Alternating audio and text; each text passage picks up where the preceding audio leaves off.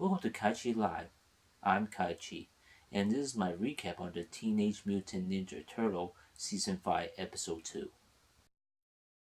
In the cold opening of this episode, titled The Forgotten Swordsman, we see Fish Ray at the harbor. We see him dive into the water, and at the bottom of the bay, we see the body of Rajar Crispaford.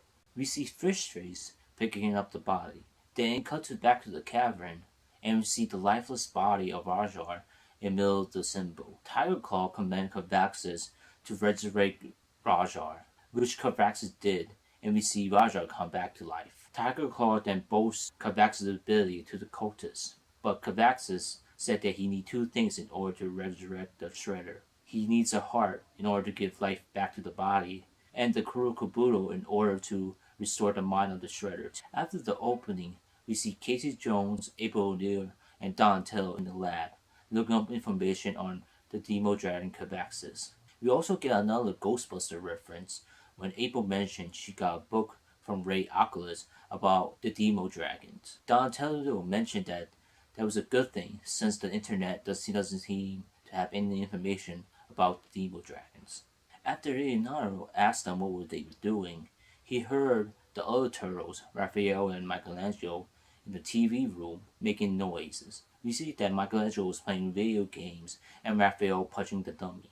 Leonardo argued with Michelangelo, saying that he should clean up the mess in the TV room, since Michelangelo had empty pizza boxes and his comic books all over the floor. Raphael teased Leonardo for being their sensei. Donatello then bursts in, saying that his sensor detected that there are two mutants heading over to Shredder's old lair.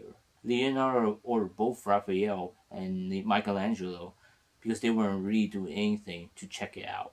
Raphael argues with Leonardo, but Leonardo didn't move when he hit Raphael from behind, which distorted Raphael. Raphael then agrees to check it out with Michelangelo.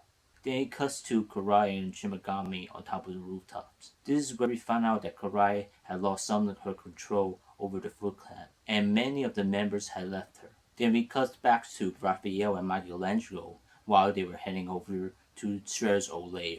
They see both Rajar and Fish Face and overheard them of their plans for looking for the Kuro Kabuto.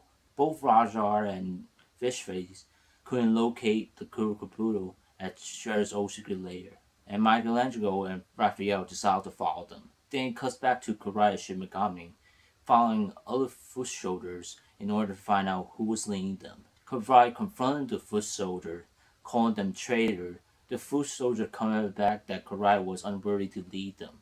A fight broke out between Karai and Shinigami and the rest of the foot soldiers. The foot soldiers was easily defeated by Karai and Shinigami. Then both Karai and Shinigami was ambushed. They were ambushed by a man with a mask. The mask looked like some kind of Akuma or Oni mask. And Oni is a type of Japanese ogre.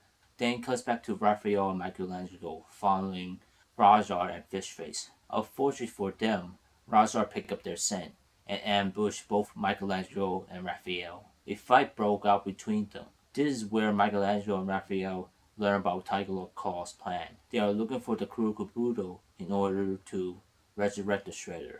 The turtle was able to get away with the smoke bomb. Then it cuts back to Karai and Shinigami. Shinigami was knocked out by the masked man. This is where we find out from Karai that the man's name is Hattori Tatsu. Tatsu was a member of Shredder's inner circle. Karai found out from Tatsu that he does have the Kuro Kabuto in his possession. Karai tried to fight off Tatsu, even go to snake form in order to fight him. But Tatsu was far more powerful and stronger than Karai. It also seemed he was able to predict all of Karai's moves.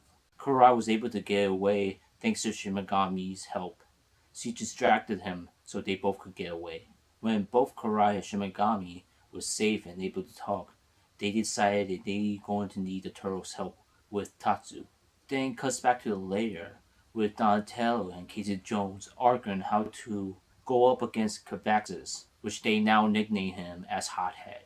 Leonardo argues with Casey Jones that they need a planned attack instead of a full frontal attack. Then we hear Karai's voice stating that how bossy Leonardo was. Leonardo, of course, was happy to see Karai, but Karai stated that this wasn't a social visit, that they need the turtles' help of getting the Kuro Kabuto. Casey Jones commented that why should they care about the Kuro Kabuto. At this point, Michelangelo and Raphael finally enter the lair. Then cuts all of them at the Turtles' kitchen. They find out from Michelangelo and Raphael that Tiger Claw need the Kuro Kabuto in order to resurrect the Shredder. The Turtles find out that Karai needs their help to get the Kuro Kabuto from Tatsu. April asks why Karai needs it, and Karai answers April back that it's complicated. Then it cuts back to Razar and Fishface. They were able to track down to the people that has the Kuro Kabuto. Fishface and Razar try to attack Tatsu. Tatsu easily defeated them. Razar finally recognized Tatsu from his scent. Tatsu offered Razar a place within his inner circle, saying that he planned to resurrect the Foot Clan with him being the leader. Then it cuts way to the turtle van near the location of Tatsu's safe house. The plan was that Leonardo, Karai, Michelangelo, and Shinigami goes in and get the Kuro Kabuto, and Casey Jones, Raphael, and April O'Neil would be outside looking for Razar and Fishface. Michelangelo and Shinigami task was cut the power in order to black out the safe house. We also see that Tatsu was examining the Kuro Kabuto. Both Leonardo and Karai tried to attack Tatsu, but for some reason Tatsu was able to predict their attack and was able to deflect their attacks. A fight broke out between them, between Leonardo, Karai, and Tatsu. Tatsu fought them with great speed and strength. We see Tatsu using pressure points while he's fighting against Karai and Leonardo. Michelangelo and Shinigami tried to get away with the Kuro Kabuto, but Tatsu was able to notice them. So Leonardo, Michelangelo, Karai, and Shinigami tried to fight Tatsu, but he was able to fight them off. At one point, I think it was Leonardo or maybe it was Karai, one of them was able to knock off his mask. This is where we found out that Tatsu was blind. He stated that since he was blind, his hearing has been enhanced. The Shredder saw something in him and recruited him. At this point, Michelangelo comments there was no point calling the power since Tatsu was blind. Meanwhile, outside, Casey Jones and Raphael was fighting, of course, but April was able to sense the other foot ninjas, and they were attacked by them. Back in the safe house, Tatsu was beating up Michelangelo, Leonardo, Karai, and Shinigami, especially Shinigami and Michelangelo. Karai tried to fight Tatsu with her snake arms, but Tatsu knocks her away and about to do a fatal blow towards her. Karai was saved by Casey Jones when he used his pop bombs. The pop bomb disorientated Tatsu, leaving his ear with a ringing sound. Casey Jones, Raphael, and Donatello tried to attack Tatsu. Tatsu was able to deflect Casey Jones and hurt Casey Jones with a couple of attacks and pressure points. While all this happened, Leonardo and Karai came up with a plan of attack against Tatsu. Leonardo planned to use Casey Jones' hockey pucks, bomb hockey pucks, in order to confuse Tatsu while Karai attacks him. But Tatsu was able to defend the attack from Karai. We then see Leonardo again behind Tatsu and use the same move he used on Raphael in the beginning of the episode.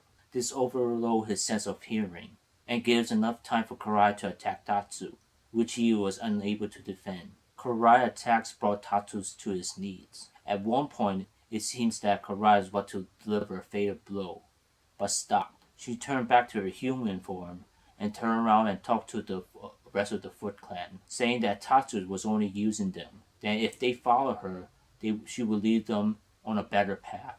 But at this very moment, we see that Razar and Fishface burst into the scene. Tatsu once again tried to get Razar to be at his side, but Razar stated that the only one who's worthy enough for the Kuro Kabuto is the Shredder, said by Kavaxis when he burst through the window.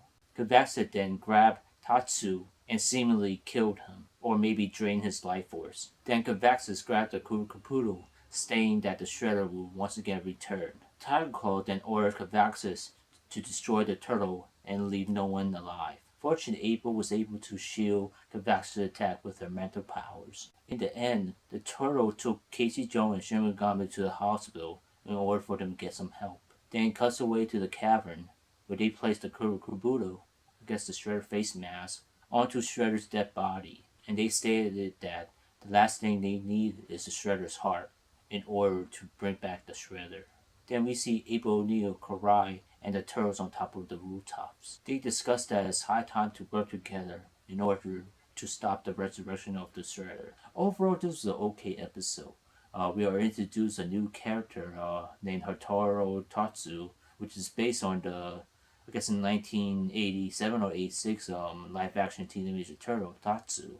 We also get to see Karai and Shinigami teaming up with the Turtles. This episode also set up for a future episode of the resurrection of Shredder, whether or not he's coming or not, or whether or not the Tiger Claw able to see and resurrect the Shredder and the Turtles, or whether or not the Turtles able to stop him. I can only guess that the future episode we get to see more Karai hanging out with the Turtles.